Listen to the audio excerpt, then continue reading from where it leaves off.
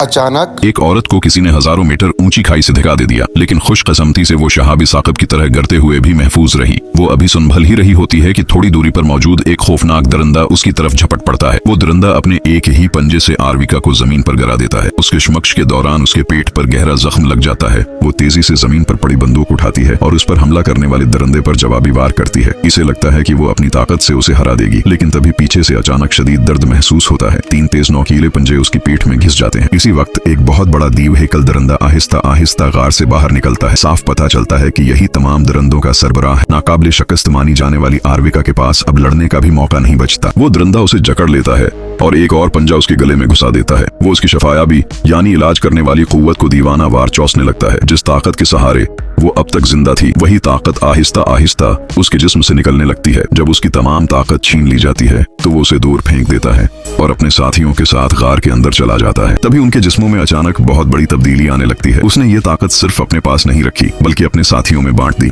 एक पल में तमाम दरिंदों में खौफनाक तब्दीली आ जाती है और उनकी ताकत कई गुना बढ़ जाती है। इस तरह इन दरिंदों का लश्कर बहुत ज्यादा ताकतूर हो जाता है।